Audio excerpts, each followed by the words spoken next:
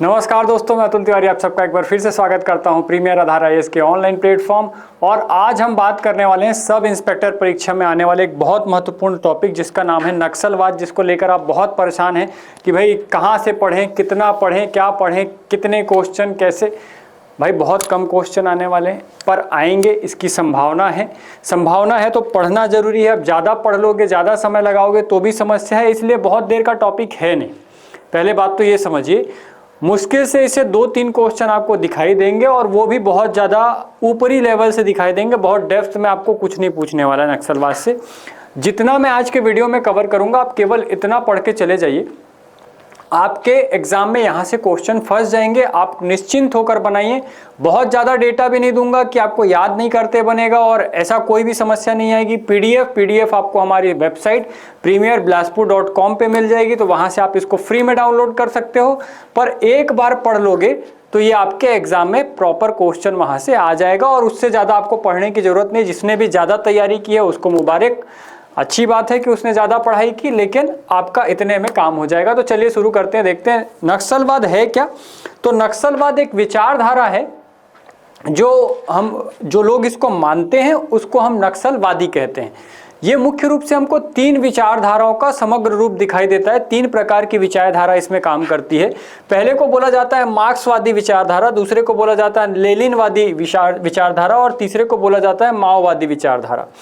इन 3 विचारधाराओं का सम्मिश्रण हमको नक्सलवाद के रूप में, एक अलग विचारधारा के रूप में दिखाई देता है, जिसका मत है कि जनता का जो संसाधन है वो जनता को मिलना चाहिए, उसका उपभोग पूंजीपतियों या तो जमींदारों के द्वारा नहीं किया जाना चाहिए। और इसी विचारधारा को लेकर, क्योंकि ऐसी ही विचारधारा मार्क्सवादी और लेनिनवादी भी विचारधारा थी, एक संगठन का निर्माण किया जाता है, और जिसका सबसे ज्यादा प्रभाव माओवादी विचारधारा का हमको दिखाई देता है। तो अगर हम देखें तो भारतीय सुरक्षा बलों के आधिकारिक दस्तावेज में नक्सलवाद को वामपंथी उग्रवाद या लेफ्ट विंग एक्सट्रीमिस्ट कहा जाता है। ये लाइन आपसे पूछी जा सकती है कि भारतीय सुरक्षा बलों के आधिकारिक दस्तावेज में नक्सलवाद को किस नाम से जाना जाता है, तो वामपंथी उग्रवाद कहा जाता है। ये याद रखिएगा, लेफ्ट विंग एक्सट्रीमिस्ट कहा जाता है। आगे देखिएगा, जैसा कि मैंने आपको बताया कि ये 3 विचारधाराओं का सम्मिश्रण है मार्क्सवाद, जिसके प्रणेता या जिसको देने वाले कार्ल मार्क्स थे। और इनका कहना था कि जो समाज है वो 2 वर्ग में बटा हुआ है। एक को शोषक वर्ग कहा गया, जिसको हम पूंजीपति कहते हैं। इन्हीं पूंजीपतियों को इन्होंने बताया कि ये सारे संसाधनों पर कब्जा करके बैठे हैं, और जो शोषित वर्ग है, मजदूर या गरीब वर्ग हो, उसको उसका हक नहीं मिल पा रहा है, और इसलिए इन्होंने आंदोलन किया। और उसी का परिणाम था कि एक विचारधारा का जन्म हुआ, जिसको हम कार्ल मार्क्स की विचारधारा कहते हैं। अगर लेनिनवाद को देखें तो ये व्लादिमीर लेनिन की विचारधारा थी, जिसने इस विचारधारा के साथ एक और तथ्य को जोड़ दिया। ये कहता है कि अगर आपको मजदूर वर्ग का नेतृत्व करना है तो उसके लिए राजनीतिक दल का होना अनिवार्य है। तो कोई ऐसा संगठन बनाया जाए जो ये काम करे, जो नेतृत्व करे और लोगों को उनका हक दिलवाए। इसलिए इस विचारधारा में क्या जुड़ गया, एक संगठन बनाने का विचार जुड़ गया। और जो तीसरी विचारधारा है माओवाद, ये माओ जेडोंग की विचारधारा थी, जिसका कहना था कि केवल गरीबों के आपस में मिल जाने या अपना लीडर डिसाइड कर लेने से बात नहीं बनेगी। पर बात कैसे बनेगी, तो इस क्रांति को हिंसक तरीके से और क्रांति के तौर पर, अचानक परिवर्तन के तौर पर लाना होगा, तब ये बात बन पाएगी। इसलिए इन तीनों का विचारधारा हमको माओवाद में दिखाई देता है, नक्सलवाद में दिखाई देता है। और सबसे ज्यादा जो प्रभाव दिखाई देता है वो माओवाद का दिखाई देता है कि बंदूक के दम पर शासन। और इसीलिए आप देखोगे कि नक्सली जो विचारधारा है वो बंदूक के दम पर शासन करने की बात करता है। क्या यहाँ से कोई क्वेश्चन आएगा, तो नहीं, केवल विचारधारा पूछा जा सकता है कि किन किन विचारधाराओं का प्रभाव हमको नक्सलवाद पे दिखाई देता है। तो ये 3 विचारधारा है, मार्क्सवादी, लेनिनवादी और माओवादी। मैं फिर से कह रहा हूँ कि मैं जो आपको पढ़ा रहा हूँ, मैं कहीं पर भी एक्सप्लेनेशन में जाने की कोशिश नहीं कर रहा हूँ। पढ़ने के लिए बहुत चीज़ है, जानने के लिए बहुत चीज़ है, लेकिन हम क्या कोशिश कर रहे हैं कि सबसे कम समय में नक्सलवाद टॉपिक की तैयारी कैसे हो सकती है, हम वो करने की कोशिश कर रहे हैं। और पूरे क्वेश्चन हमारे फंस जाएं जो हमारे सब इंस्पेक्टर के एग्जाम में आने वाले हैं, तो इसलिए हम ये कर रहे हैं। आगे देखिएगा, जो नक्सलवाद है इसकी शुरुआत मानी जाती है 25 मई 1967 से। कहाँ से शुरुआत हुई? तो नक्सलवाड़ी ये दार्जिलिंग पश्चिम बंगाल का एक गांव है जहां से इस विचारधारा की शुरुआत होती है। और कुछ मजदूर नेता जैसे चारू मजूमदार, कानू सान्याला और जंगल संथाल, इनके मार्गदर्शन में ये विचारधारा जन्म लेती है। क्योंकि नक्सलवादी गांव से ये चालू हुई थी, इसलिए इसका नाम क्या पड़ गया? नक्सलवादी विचारधारा, जो कि 3 हमारे विचारधाराओं का समूह दिखाई देती है। और इसके लिए हम देखते हैं कि इन्होंने कम्युनिस्ट पार्टी ऑफ इंडिया का गठन किया, जिसकी स्थापना 22 अप्रैल 1969 में की गई। आप ये याद रखिएगा कि ये जो डेट्स हैं, स्थान हैं, मार्गदर्शक हैं, वो बहुत इंपॉर्टेंट है, तो ये आपको याद होना ही चाहिए।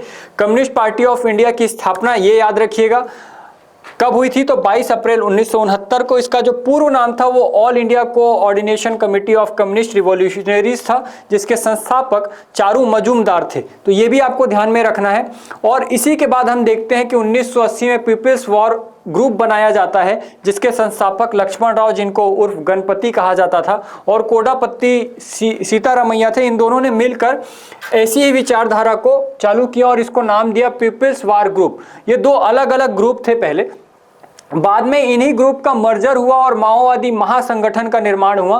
पीपल्स वॉर ग्रुप और Maoist Communist Centre of India, इन दोनों का विलय किया गया 21 सितंबर 2004 को, और इससे माओवादी महासंगठन का जन्म होता है, जिसको आप कम्युनिस्ट पार्टी ऑफ इंडिया के नाम से जानते हैं। ये communist party of India CPI के नाम से जानते हैं। और केंद्रीय गृह मंत्रालय ने इन्हीं को बैन करने के लिए अभी योजनाएं चालू की, जिसके तहत कई अभियान चलाए गए हैं। तो हम उसके बारे में अब आगे चर्चा कर लेते हैं। आशा करता हूं कि यहाँ तक आपको बात समझ आई होगी कि माओवादी विचारधारा का जन्म कैसे हुआ, नक्सलवाद की शुरुआत कैसे हुई और कौन कौन सी पार्टियां मिलके इसका माओवादी महासंगठन बनाए।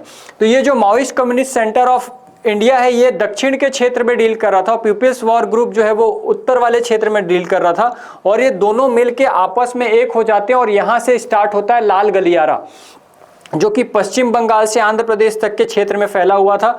और इनको ऐसी जगहों की आवश्यकता थी जहां पर ये आसानी से अपने ऑपरेशन को अंजाम दे सकें। इसलिए इन्होंने जो 3 राज्यों को मिली जुली सीमा है, वहां पर इन्होंने ऑपरेशन को अपने अंजाम दिया, जहां उड़ीसा, आंध्र प्रदेश और छत्तीसगढ़, ताकि कोई स्टेट पुलिस जो है वो इनको कंट्रोल ना कर सके और जब तक केंद्र सरकार इस पर जोर ना लगाए और ये बंद ना हो पाए। और इसीलिए केंद्रीय गृह मंत्रालय ने जो वर्गीकरण किया, उसमें वर्तमान वर्गीकरण के हिसाब से हम बात करें, यह वर्गीकरण 27 मार्च 2026 को किया गया है। इस वर्गीकरण में सबसे गंभीर जो LWE लेफ्ट विंग एक्सट्रीमिस्ट प्रभावित जिले हैं वो 2 हैं पूरे देश में। एक तो बीजापुर छत्तीसगढ़ का और दूसरा सिंहभूमि झारखंड। जो दूसरा देख रहे हैं वो चिंता वाले जिले में केवल एक जिला को रखा गया है, कांकेर जिला। और वहीं लेगेसी और थ्रस्ट जिले में आप देखें पूरे भारत में 35 जिले हैं, जिनमें से 11 जिले कहां पर आते हैं? छत्तीसगढ़ में। तो आपसे ये जिलों का क्रम पूछ सकता है कि कौन कौन से जिले, तो याद रखिएगा कवर्धा, KCG, राजनांदगांव, मोहिला मानपुर, अंबागढ़ चौकी, गरियाबंद, धमतरी, बस्तर, नारायणपुर, कोंडागांव, सुकमा और दंतेवाड़ा। ये 11 ऐसे जिले हैं जिनको हम लेगेसी और थ्रस्ट जिले के रूप में शामिल किए। बाकी इसमें जो नहीं है वो कांकेर और बीजापुर हमको पहले से ही दूसरे कैटेगरी में हमने शामिल कर चुका है। अगर हम देखें कि कौन कौन सी ऐसी मुठभेड़ थी जिसके बारे में हमसे परीक्षा में पूछा जा सकता है, तो याद रखिएगा कुछ मुठभेड़ और पुलिसों के बीच जो नक्सली हमले हुए उनको हम देखने वाले हैं। तो देखिए, पहला हमको याद रखना है रानी बोदली पुलिस कैंप। यहाँ पर हमला हुआ था 15 मार्च 2007। रानी बोदली कहाँ पर है? तो ये बीजापुर जिले का एक पुलिस कैंप था जहाँ पर नक्सलियों ने हमला कर दिया था। और इस हमले के बाद चूंकि खुले में कैंप लगाकर रहा जाता था और इस पर हमला हुआ तो काफ़ी लोग मारे गए। इसके लिए हमने फोर्टिफाइड पुलिस पोस्ट या ये बोले कि कंक्रीट के घर जैसे कैंप लगाना शुरू किया ताकि लोगों की हत्या ना की जा सके। आगे दूसरा देख रहे हैं हम मदनवाड़ा हमला। ये कब हुआ था? तो तिथि याद रखिएगा 12 जुलाई 2009 को। इसी हमले में जो विनोद कुमार चौबे जी हैं उनका निधन हो गया था। ये SP लेवल के अधिकारी थे, कीर्ति चक्र मिल चुका था इनको, मरणोपरांत कीर्ति चक्र मिला। और ये जो हमला था कहाँ हुआ? तो मोहिला मानपुर अंबागढ़ चौकी में आता है ये मदनवाड़ा क्षेत्र। इसके लिए जस्टिस शंभू श्रीवास्तव न्यायिक जांच आयोग का गठन किया गया था। आपको जितनी लाइन लिख के दे रहा हूँ केवल इतनी ही लाइन आपको याद होनी चाहिए ताकि आपको एक्स्ट्रा बर्डन ना रहे, और इतनी चीज़ अगर आपको याद है तो आपको आसानी से तैयारी करने का मौका मिल जाएगा और ये आसानी से आप जाके वहाँ पर बना पाएंगे। अगला देख रहे हैं तीसरा, ताड़मेटला हमला ये हुआ था 6 अप्रैल 2010 को। कहां पर हुआ था? तो सुकमा दंतेवाड़ा की सीमा पर हुआ था। और इसी के बाद हम देखते हैं कि कोबरा बटालियन की तैनाती बस्तर के क्षेत्र में की गई थी। तो आपसे पूछ सकता है किस हमले के बाद कोबरा बटालियन को तैनात किया गया था? तो ताड़मेटला हमला था, ये 6 अप्रैल 2010 को हुआ है।